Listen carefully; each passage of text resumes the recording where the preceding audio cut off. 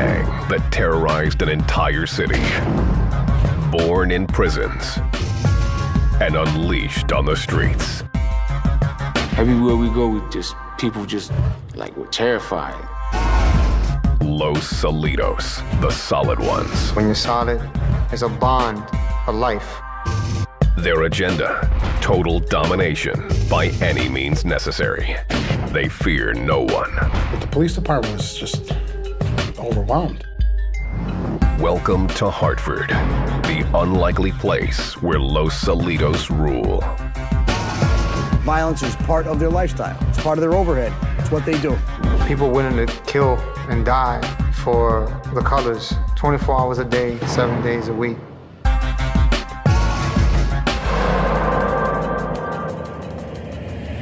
Gangland.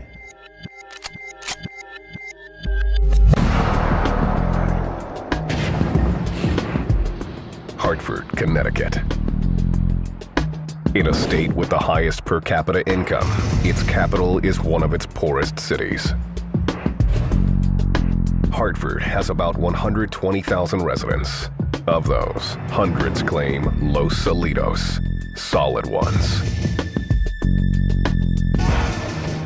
Solitos basically comes off of being a solid warrior. That's why it's called Solid Ones. True Solid Ones, TSO. Solid forever, forever solid. Their huge illegal empire rakes in volumes of cash to keep the gang running. Their biggest moneymakers?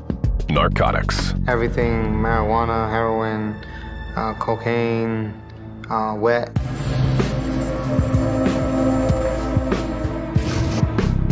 Los Solitos' lists of crimes range from car thefts to prostitution and shakedowns. They're also notorious for their ruthlessness. People respected us, feared us. If you mess with us, we gonna take it to y'all. Herman, AKA Big Bird, was a Solitos enforcer.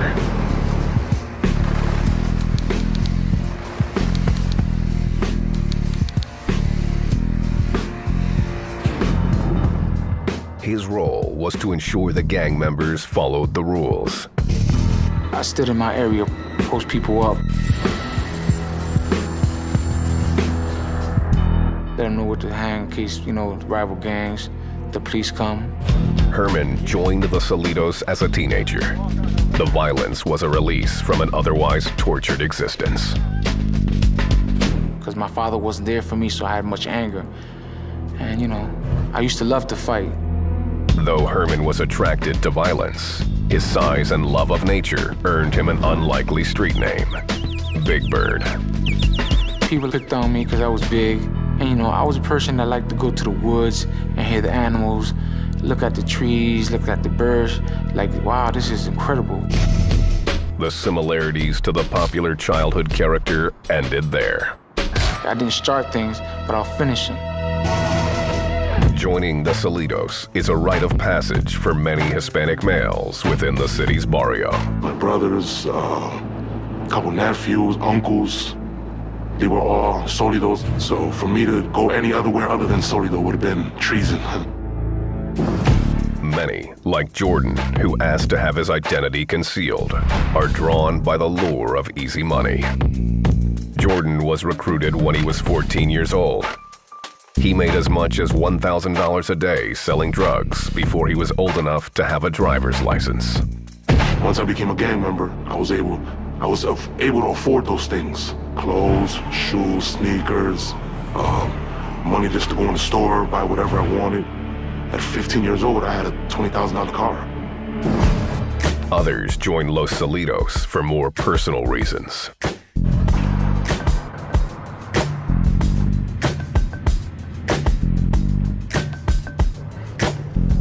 Iran Nazario grew up in The Sand, a housing project on Hartford's north side, known for its poverty and violence.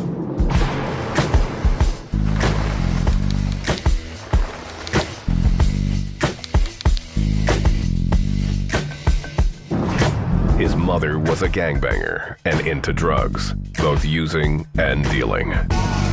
I've seen my mom fight men She would stab you in a heartbeat. You know, she had a gun, she'd shoot you in a heartbeat. He claims his father was even more frightening. He stabbed my stepmother a couple of times in front of all of us. And I remember him punching me in the chest. You know, when he got angry, it was terrifying. Iran and his brother Efren were often forced to live in parks or on the streets. We used to jump off garbage cans to have fun, jumping off and flipping. And there'd probably be a mattress there or a mat, and we'd flip off the garbage cans on top of it. Iran picked up his nickname, Smurf, because he always wore blue to match his jeans, the only pair of pants he owned. At 9, he joined his first gang, a small set called the GQs. By 13, he dropped out of school and began a relationship with a 24-year-old woman. Soon, he moved in with her. She kind of helped me find that comfort level she wanted me to work, so I got a job working construction, picking up bricks. He also started picking up arrests, mostly for assaults on his girlfriend. When the woman didn't listen to you, you beat her up. That's what my dad did. You know, that's what I did. Iran moved in and out of detention homes for several years. When he was 17, he caught his girlfriend with another man and landed in Manson Youth Correctional Institute for assault. I threw him out a third-story window, and I stabbed her 4 times, and I went to jail for that. Now, he was in the big leagues. I've never seen these kind of guys. It's just a whole different atmosphere. You know what I'm saying? You're terrified. On his first day, another inmate challenged him. I fought him until the guards came and helped me out, because he was going to eventually, he was too big for me, so eventually he was gonna hurt me. Smurf did his time, 15 months. He found big changes when he got back to the streets. Gangbangers that were former enemies were suddenly hanging out with each other. These guys were at each other all these years, and they're all together. What's going on? The word on the street was that a new gang was forming. You knew something was changing, something was happening, so everybody was getting together, was getting big fast. It all became clear when Smurf landed back in prison, this time for assault. There, he was initiated into the new gang, Los Solitos. He gained a new family, and the Solids gained a brilliant new face.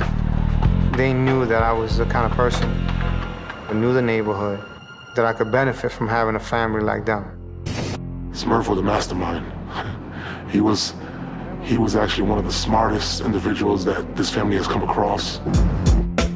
Back on the streets, he would need his wits in 1993, when one of his closest friends got himself in trouble with a rival gang.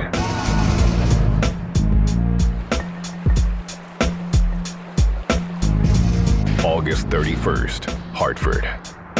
Smurf had spent the day at a pool party and was trying to reach his fellow Solito, Pipe Santana. I was paging him because I wanted him to come over there. There were a lot of people and some good-looking girls, and I knew that he would have a good time. Pipe was already busy. He was having an affair with the girlfriend of the leader of the ruthless Latin Kings, the undeniable rulers of Hartford streets. The Kings didn't tolerate disobedience and had already warned Pipe to back off, but he wasn't hearing it. They got into words over her, and eventually got into fist fight. I think Pipe got the better of the other guy. The law of the streets demanded revenge. 2 gang members trailed Pipe as he bought a beer at the neighborhood liquor store. His brother, Waneka, also a Solito since 1991, describes what happened next. My brother was about this area here, sitting on a milk crate right about here somewhere. And the 2 guys confronted him coming out from that street right there, Seymour Street, came this way, and they were talking like right about here somewhere. And as they were talking like this, Pipe did not see the 3rd Latin King. the other guy came from the side of a building crept up and from close range shot him in the back. The Latin Kings showed no mercy. The bullet turned them around, and then they took off running.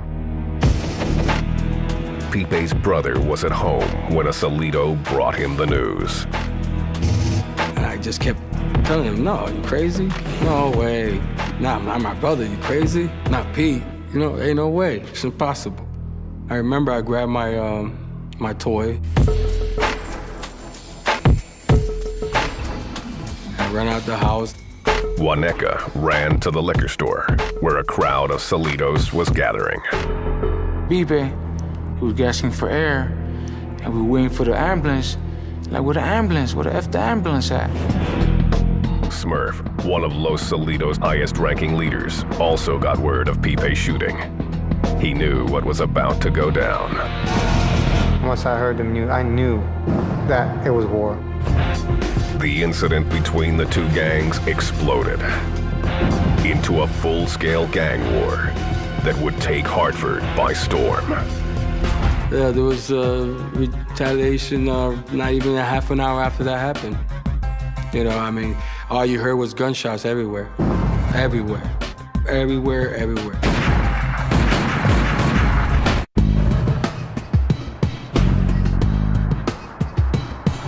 Hartford, the capital city of the Constitution State. Street gangs are nothing new here, but since the 1980s, they have become widespread, organized, and dangerous. This area that we're going down right now is again, still controlled by the Los Salidos. We get down to Broad Street, you're gonna find it's Latin King territory down there. Los Salidos, or the Solid Ones. A violent street gang fueled by money, guns, and drugs control much of the city. If you were messed with, or one of ours was messed with, there would be hell to pay.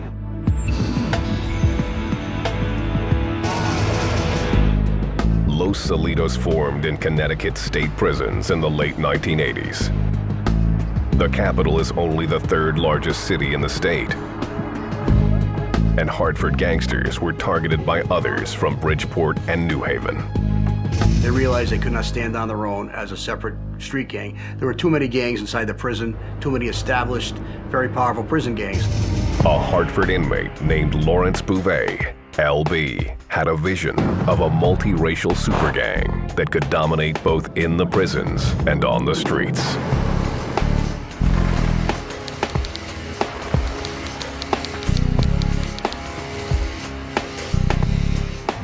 LB, who was serving time for rape, became the brains behind the Salidos. Gang members would call him the Godfather. LB was a very powerful individual. He carried a lot of weight. He had done a lot of time. He had some escape stuff on his past. He was the kind of guy that, nobody in the prison system messed with. Michael LaJoy, a corrections officer at Connecticut's maximum security Sumner's prison, was an eyewitness to the Godfather's growing power. He got everybody to buy into his culture, and he got everybody to buy into what was going on. Everybody's kind of listening to him, and everybody's rolling with him, and all our boys are getting down with it. The Godfather was shrewd. He first earned the respect of the established Hispanic gang, the Latin Kings, by asking their permission to start Los Salidos. So it was just like everybody's together, we're a family, we protect each other. If you have problems with somebody, you have problems with the Latin Kings. Under the Godfather's leadership, Los Salidos and the Latin Kings were tight. The Kings even took to calling the Solid Ones cousins. Latin Kings and the Salidos got along fine, so we're gonna take care of y'all. But when the time is right, when the Latin Kings, when we go to war, you're gonna have to be there for us. With the Latin King's blessing, Bouvet built up the Salidos. He drafted a gang charter heavy on responsibility and discipline. Everything that you're going to do as a member, from attending meetings to paying dues, all the way down to your personal hygiene. The Godfather ruled with an iron fist, and the Salidos followed. One new inmate who owed them big drug money found that out the hard way. They went right after him, right in the chow hall. They basically made some noise so that people started looking, and they just stabbed him as many times as they could. When you stab an inmate in a busy chow hall, you're telling everyone, it doesn't matter where you cross us, we'll get you. The Salitos were smart and figured out ways to do business, including drug deals, on the outside. Even though the prison staff read their mail and monitored phone calls, the Solids managed to beat the system. If they had to use 5 people and send letters to 5 different addresses to finally get a letter to a certain person, they were so organized that they could easily do that. They also used ingenious coded messages to evade the authorities' attention. They would do letter formations where you know, every third letter would be the actual letter that they to put in the next, you know, sentence to a word. As soon as they caught wind that somehow law enforcement intercepted that letter, you know, they would change their codes right away. By 1991, the gang's numbers were growing dramatically, inside and on the streets. They were recruiting daily. They were recruiting outside middle schools, recruiting outside high schools. They were getting people coming out of jail joining their fold. The Godfather took the lead as Los Salitos developed a strict hierarchy with a president, vice president, and a secretary-treasurer. Below them were the warlords. A warlord would oversee the missions of violence against other gangs, delinquent drug dealers, even fellow Salitos who broke gang rules. He would basically get the reports on what's going on. So he would make sure that every chapter within Hartford was running tip-top. Enforcers carried out the warlord's orders. They also kept the soldiers, the gang's core membership, in line and settled individual disputes. It's a very organized structure. They've had, you know, from a president on down to their soldiers, and when one person steps down or is removed from that position, they've got the next person right in line to take over. They would be similar to a mafia group in that, you know, they had their lead structure, they had their soldiers, they had their warriors, they had their people who would take care of business for them. Modeling themselves after the mafia, Los Salitos also called themselves the family. Bouvet, the Godfather, called the shots from prison, but shared power with the gang's officers on the street and other senior leaders. This elite governing group was known simply as the Committee. The Godfather could say, well, we're going to war, but if the committee said, you know what, we don't feel we should go to war, we can piece it up, let's go this route, he would have to do that. Bouvet groomed his leaders carefully. In the early 1990s, he appointed Jorge Rivera, aka Paquino, as president. Bouvet, serving an 18-year sentence, needed a presence on the streets to make sure Los Salitos were as solid in Hartford as they were in the state's prisons. Paquino emerged as a powerful force within Los Salitos. He was as dangerous as John Gotti was, or anybody in that power, in that position, because at a drop of a dime, he can have you assassinated or killed. Paquino had a long rap sheet that included drug dealing and possession. He was an imposing presence with a sharp mind. He could have a meeting with you 15 weeks ago, and he would remember that like it happened yesterday, detail for detail. Iran Nazario, aka Smurf, was often with Paquino. After becoming a member of Los Salitos at the age of 21, Smurf moved quickly up the ranks, becoming the gang's treasurer and public face. He was very convincing. He was very media savvy, and he was smart. Smurf went on TV, did interviews, and portrayed Los Salitos as good citizens, caretakers of Hartford's Hispanic community. There will be an increase in crime because these kids won't know they're committing these crimes, sometimes under this new drug. Their mission was to recruit as many members to get to that goal that was in the charter, which was to keep us safe, to help the community. The Hartford PD saw right through it. A spokesman for a gang who's articulate and smart and can portray this criminal organization in a positive manner is more dangerous than the biggest thug on the street. The gang's true intent was to dominate Hartford. Though mostly Hispanic, Los Salitos openly recruited other races and ethnic groups.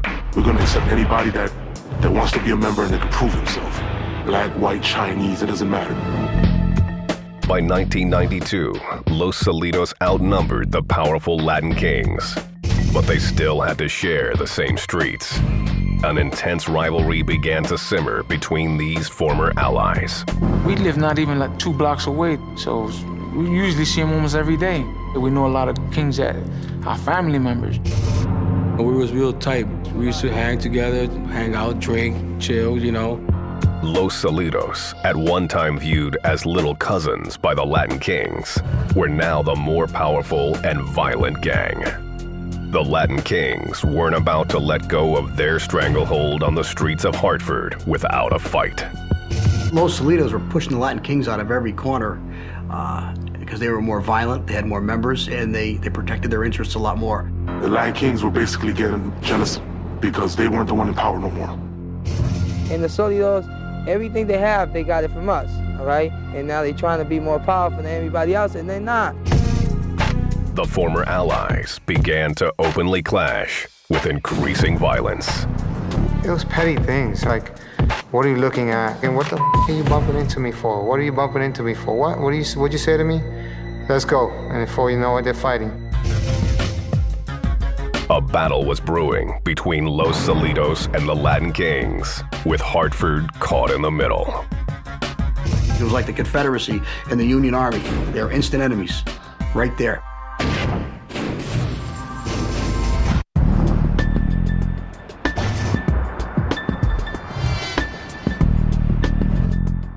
Hartford, Connecticut, 1992.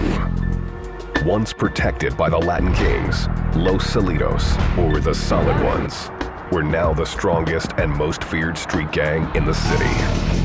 You're walking down the street, like wherever the Solids rule, you feel a sense of power that I can't even explain. Los Salitos were brazenly taking over Hartford and running their illegal empire with mob-like efficiency. In one instance, they used their cars to openly block off a main street while they went after a rival drug dealer. They found him, they beat him up, spread the word that Lawrence Street was their territory and that anyone else couldn't operate without either becoming a member or paying tribute to the gang. Anybody got in their way was dealt with. Maybe with threats, maybe with bribery, maybe with a beatdown, maybe getting shot. Hartford police were outmanned, outgunned, and overwhelmed. The city's homicide rate was climbing and soon reached its highest level in years. That was 3-night span where it was absolute pandemonium. Shots being fired up and down this stretch and all the way down on the next block. Guys take out guns and start shooting in the air, like broad daylight, like they were in some war-torn country. That's brazen, just didn't care. Bang, bang, bang, bang, just shooting guns. For years, officials had denied they had a serious gang problem. That was no longer possible. The public was sick and tired of this nonstop violence, and these guys were in the face of the public. They're gonna do what they wanted, despite what anyone said. In June 1992, the police department created its first gang task force under Sergeant Chris Lyons. His team had little to work with. A typewriter or two, one vehicle, and a small office for a sergeant and five officers. Inadequate resources for that job. Los Salitos seemed on top of the world. They had out-of-state bank accounts and a long list of criminal enterprises. They would steal cars, chop them up in the woods, and then ship the parts out as one of their major activities. The gang also ran prostitution rings and hired themselves out as protection for other drug kingpins, escorting the dealers around the state. Their MO was to have either 2 cars in front and 2 cars behind. That way, if any state trooper or any police officer would attempt to pull this vehicle over, they would create a distraction and therefore create a car chase. Los Salitos' biggest moneymaker, though, was the sale of cocaine and crack. It was heady income for young gangbangers. Estimate 1 month, You probably make $150,000, $200,000 for the family. The money that you get from McDonald's and Wendy's, they gotta cut it. You can't pay your rent with that, you know, you can't live the way you want to, you know what I mean? So, yeah, I sold drugs, and, you know, I ain't proud of it, but it's something I had to do. Los Salitos developed an ingenious method for running drugs across state lines. They owned a small U-Haul business out of state. They would pick stuff up, money, drugs, guns, bootleg clothing, whatever it may be, and just basically hide them inside secret panels inside the U-Haul trucks. The shipments would come through several times a week. They could make secret compartments in the trailers, in the seats, in the tires, the rims, the wheel wells. The dogs would come through and you wouldn't detect nothing. The Salitos were rock solid, thriving under what is still their main principle. The main rule for them was protect your brother Los Salito members or your sister Los Salito members. Always, if you see a Salito member in a fight, you have to assist them. Los Salitos represent by wearing their colors, red and blue. Blue is for the body, and red is for the blood that has been shed. Bandanas and beads are also part of the dress code. You saw them together, one half is red, one half is blue. You could easily spot us from miles away with those beads or the handkerchiefs. A member's rank determines his beads. The president would probably have a bunch of red with some dots of blue. The vice president would have probably less red and different dots. A warlord would probably have more red and blue. Getting inked is mandatory for Los Salitos members. Their trademark tattoos are the comedy and tragedy theater masks. That's what we based our beliefs around. Good times in life and the bad times in life. Like most gangs, those chosen to join Los Salitos go through a short and brutal ritual called a bounce. I had to get jumped in by two other guys. One bigger than me and one average to my size, in order for me to become a member. I had to fight two of them for approximately 2 minutes, hand-to-hand combat. After about a minute, maybe a minute, give or take, I was unconscious. I woke up, the next thing I could remember, I had guys hugging me and throwing bandanas on me and, you know, put some ice packs on my face and told me, "You are now a brother for life." Once someone joins Los Salitos, he has the right to use their handshake. It's left over right, and you go like this twice. They also learn Los Salitos code words, a special language only the gang understands. 45 was the number you would use to basically show your brother love.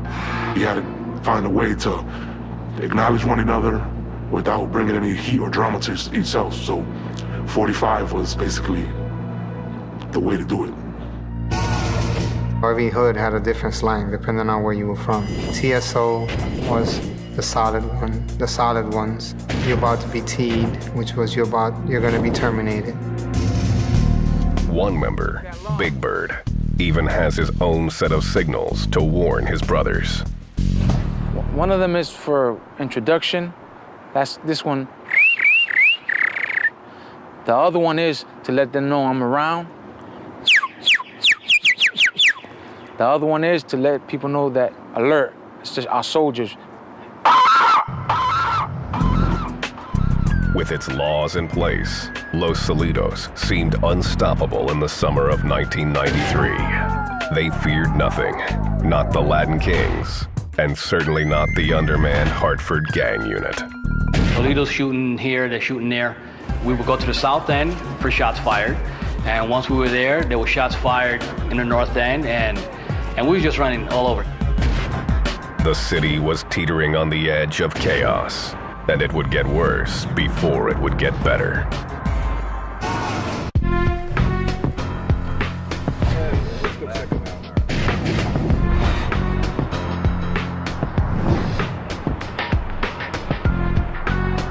August 31st, 1993. A gang war between Los Salidos, the Solid Ones, and the Latin Kings was gathering force in Hartford. The reason was simple: revenge. Most of the wars were started over women. Someone sleeping with someone's girlfriend. In this case, Pipe Santana, a high-ranking member of Los Salidos, was having an affair with the girlfriend of the president of the Latin Kings. Pipe was ambushed by the Kings, then shot once at close range. He died almost instantly. That's the reason he died, because he was so close up that it exploded his lungs, you know? Los Salidos president, Jorge Paquino Rivera, called an emergency gang meeting. He was in tears and he just said, it's a declaration of war. They're going or we're going. It's all green, green light, let's go. It was like horror on the street. They went out shooting Latin Kings throughout the city. I mean, just like all hell broke loose. Los Salidos took time out from their street war to honor Pipe. Hundreds attended his funeral, which spilled from the church onto the streets of Hartford. He had a presidential funeral. It was real special. The procession made its way from the church to the cemetery. We was hollering, "We love you, Peep, you still with us, people out the windows and all around the street. It was like a parade. The peaceful moment didn't last long. Los Salidos were hell-bent on making the Latin Kings pay, and the city was caught in the crossfire. People going by on bicycles, people going by in cars, whatever, walking. They didn't even need an order. They didn't care. Their primary object was to take out a king. The king's primary object was to take out a Solid. The shots rang out night after night. Finally, the Hartford PD called for backup. They had to bring in state police. They had to bring in other town agencies to cover the calls for service that Hartford cops weren't taking because they were here or in the North End putting out shootings and fights. It was just crazy. I don't think we got home for a couple hours a night. The war between the gangs peaked a few weeks later on Thanksgiving weekend. Within 12 hours, there were 3 drive-by murders. 2 victims were Latin Kings, including one whose brother was a member of the Salidos. Disgraceful. Kid had information his brother was going to be killed, didn't warn him, didn't tell him. The third victim was an innocent bystander, a 17-year-old who happened to be standing next to some Latin Kings. This kid wasn't a gang-affiliated guy, and he got killed. The police were arresting gangsters as fast as they could, but it didn't stop the madness. They had their own bondsmen, they had funds for bonds, and they had their own attorneys. Los Salidos also had their public face, Smurf. While they targeted Latin Kings, Smurf gave interviews trying to spin their role. I was in the media, my face was everywhere, everyone knew who I was. So every minute you spend looking at a face, you don't know if that's the face that's gonna end your life. Smurf became a prime target. One afternoon, a Latin King pulled a gun on him and his 3-month-old daughter. He put the gun to her face and he said, "What if I shoot your little bitch?" And I said, "Yo, please don't do that. Yo, please, man, she ain't got nothing to do with that." So he hit her in the face with the gun and laughed at me, and he walked away. The child wasn't seriously injured. The gunman wasn't so lucky. He made some phone calls and determined to kill him. He had to die for what he did. In the end, somebody else got him. Somebody else killed him. Ran up on him and he lost his life. By 1994, the Bedlam in Hartford was national news. The city finally asked the federal government to step in. The feds agreed. The FBI, DEA, and ATF joined with city and state police to go after Los Salidos, using laws first passed to fight the mafia. They pursued a RICO case, federal racketeering against the Los Salidos. The task force began building its RICO case with warrants, wiretaps, and surveillance. They needed to prove that Los Salidos were a criminal organization that used illegal behavior to achieve their goals. The case took on new urgency on March 26, 1994. 7-year-old Marcelina Delgado and her family were in their car when shots rang out. And some Solidos were shooting at Latin Kings. And when they came around the bluff corner where there's a blind spot, her parents' car were coming in the opposite direction. They caught a stray bullet in the car. Los Solidos had mistaken Marcelina's father for a Latin king and opened fire on his car. He was wounded, but recovered. One bullet hit Marcelina in the head while she slept. The little girl died 3 days later. It was an accident, but a tragic one that shouldn't have occurred. Hartford and the country were outraged. I'm sick and tired of every week picking up the newspaper and seeing that one of our young people is dead again for a gang-related shooting. That incident just completely turned the table. The feds ramped up their investigation. The task force installed wiretaps for Los Solidos leaders, including its president, Paquino Rivera. And he was actually recorded on many calls, talking about everything from the kidnapping to narcotics dealing. In October 1994, the task force brought down the hammer. Over the next 14 months, they charged more than 50 members of Los Solidos and their known associates for a laundry list of crimes, including drugs and racketeering. Murders, kidnappings, assaults, or also robberies. In May 1996, gang president Jorge Paquino Rivera and 5 other Solidos went to trial on racketeering charges. Included in the indictment were the 1993 Thanksgiving weekend killings and the 1994 murder of Marcelina Delgado. George Rivera was aiding and abetting or directing others to do the murders. The court sentenced Rivera to 13 consecutive life terms. In 1997, Smurf, the gang's spokesman and treasurer, was charged with accessory for providing money to a suspect in a killing. After a mistrial, he pled guilty to 2 counts of concealing a felony. Smurf was sentenced to 18 months. That's what jail was for me. It was like a trap for yourself. You know, you have no choice but to kind of explode with anger and rage. By 1997, the feds had sent more than 50 members of Los Solidos to jail. For the first time, the fate of the Solids hung in the balance.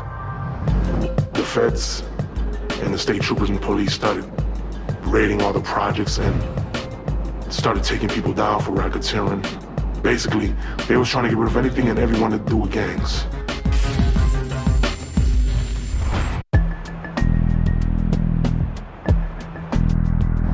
It has been more than a decade since the feds gutted the leadership of Los Solidos in Hartford, Connecticut. The Godfather, Larry Bouvet, and ex-gang president Paquino Rivera are in prison, where they will remain for many years. Even so, the gang is making a comeback, trying to rebuild its empire. The Solidos are going to be around. There's always going to be problems because they're always going to be into illegal stuff, and they adapt to time very well. You know, they're very smart. The police departments can never rest on their laurels and think that they did a good job and these guys are never coming back. Street gangs do not go away. Many of the gangsters locked up by the 1990s RICO convictions are being paroled and hitting the streets. They're going right back to where they were, right back to where they were comfortable. Probably unrepentant. Plus, they're older, less employable than ever. Are they really going to go straight? I doubt it. And every time they went to jail, they learned how to be better gang members because they learned from our investigations how to avoid us. The illegal drug trade is bigger and more profitable than ever. These gangs have gone into selling GHB, ecstasy, amyl nitrate, maybe, a lot of club drugs, Viagra. Unbelievable. The cops believe another war between Los Solidos and the Latin Kings is not far off. I don't think it's anything that's gone away over the last, 10, 15 years. Right now, at this time, we're back into that beginning cycle where we saw the wars back in the early days. And the sign that we're looking at back here, the war sign, is the Solidos declaring war on the Latin Kings. It's kind of one of those things where When they drive by it, they see it, they understand what it means. They know that now is time, it's open season on the Latin Kings based on all the retaliation and all the incidents that have happened. Authorities know this means new challenges for them. Police have to change. They have to change and learn different tactics to get them. The old stuff we used to do may not work for the experienced gang member. They won't be as out in the open or in your face. Be doing all the stuff they did before. They'll just try to be quieter. But they want to reassert their independence on the street and be the prominent gang in Hartford again. Not everyone is up for another round. Some Los Salitos members, like Pipe's brother Waneka, say they're through with gang life. My daughter was born, and I had something to live for, my brother's kids, and they got killed, and somehow, some way, I didn't end up getting killed. Big Bird has also left the gang. He says he was tired of people getting killed over a war nobody was winning. We gotta stop this. We gotta go the right way. We gotta educate these brothers and sisters so we can have a trade or something like that can fall back. After his 1997 conviction, Smurf spent 18 months behind bars. There, he vowed to change his life. I had done enough, but seeing what I saw in jail, seeing people getting stabbed, in my heart, that's not how I wanted to be. Every day, he is reminded of his past.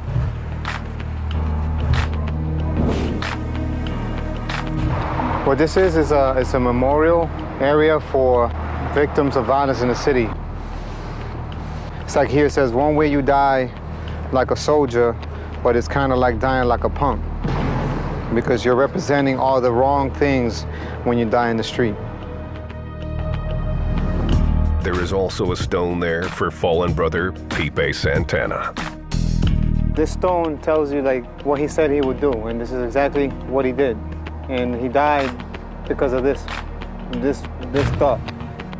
It says, if anybody ever comes to me with a gun, I'm just gonna shut up and walk away. He knew that. He knew he didn't want it anymore. But that ended up costing him his life. Smurf is back on the streets now and uses his smooth talking to counsel at-risk youth. Primarily violence prevention and gang prevention, giving kids an opportunity to go from where they're at to something positive. Smurf left Los Salitos with the gang's blessing, but he still feels the pull of his old life. I'm not free from the gang life. When you're down with something like that, it's always there.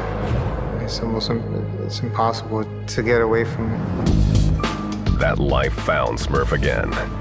He and his older brother Efren, his best friend since childhood, had been in Los Salitos together. In January 2008, Efren was shot dead on the street. My brother was here for a party.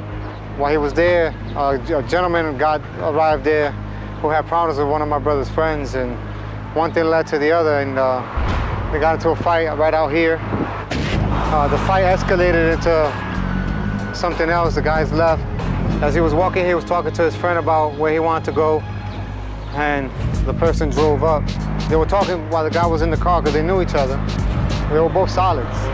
They were both in the same gang. You know what I mean? Pulled out the gun, came up close to him. My brother put his hands up. He told him not to shoot, and guy shot him. He went to the hospital, and he lost. I lost him. You're talking about the single most important man in my life. The suspect in Efren's death is a Los Salitos member convicted in the murder of little 7-year-old Marcelina Delgado. He recently finished a 12-year prison sentence for that crime. That taught me my brother's death is that no matter what you do, you're never safe. That's as true today as it's ever been. With another gang war all but certain, Los Salitos seem ready to repeat the gang's deadly cycle. The future for Salitos right now, prison and death. You're either gonna get killed or you're gonna end up in prison. People are gonna die, and there's no need for it. We can do better than that.